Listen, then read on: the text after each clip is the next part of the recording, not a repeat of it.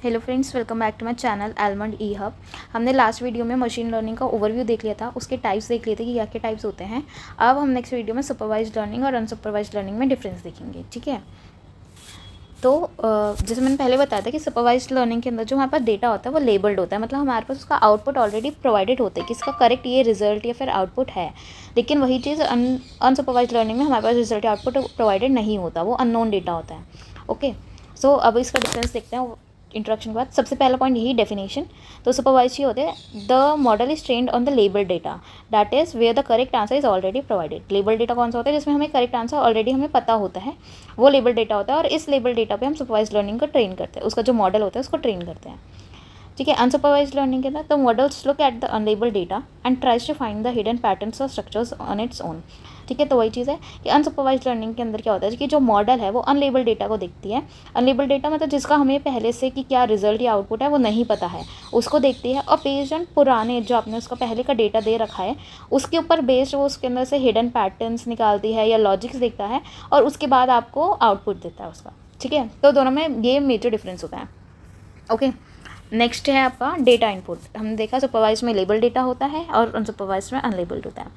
Then goal कि predict outcomes to classify new and unseen data. जो supervise learning होती है उसमें उसका गोल ये होता है कि उसको आउटकम्स प्रिडिक्ट करने होते हैं जो नए और अनसीन डेटा के हैं। और जबकि अनसुपरवाइज लर्निंग में क्या होता है, वो डिस्कवर करता है हिडन पैटर्न, स्ट्रक्चर्स और ग्रुपिंग्स को। तो ये मेजर इनके गोल के अंदर डिफरेंस है कि आपका सुपरवाइज्ड के अंदर तो वो आउटकम्स को क्लासीफाई कर रहा है, प्रिडिक्ट कर रहा है आउटकम्स को और क्लासीफाई कर रहा है न्यू डेटा को, न्यू अनसीन डेटा को। लेकिन इसके अंदर वो हिडन पैटर्न्स और उसको डिस्कवर कर रहा है। Okay, then feedback. Supervise learning में डायरेक्ट फीडबैक होता है और जबकि अनसुपरवाइज लर्निंग में नहीं होता ऐसा। फिर complexity, simpler computational but requires expensive human effort for to label data, और इसमें मोर कम्प्लेक्स होता है। सुपरवाइज में जो है आपका सिंपल कैलकुलेशन होते हैं, कंप्यूट करना उसको ईजी होता है क्योंकि उसमें ज़्यादा ह्यूमन एफर्ट लग रहा है ना। हमें ऑलरेडी जो हमारे पास डेटा है उसका हमें आउटपुट भी पता है, इनपुट भी पता है, तो वो ह्यूमन ने ही तो पहले उसको निकाल के वो उसका आंसर प्रेडिक्ट करा होगा ना कि अच्छा ये है। अब हम डेटा को सिखा रहे हैं तो लेबल डेटा यूज़ हो रहा है। लेबल कौन करेगा? ह्यूमन करेगा। ह्यूमन को करने में आपकी क्या कॉस्ट तो कुछ आएगी, तो इसलिए आपकी कॉस्ट बढ़ जाती है। लेकिन डेटा को मॉडल को ट्रेन करना आपके लिए ईजी हो जाता है।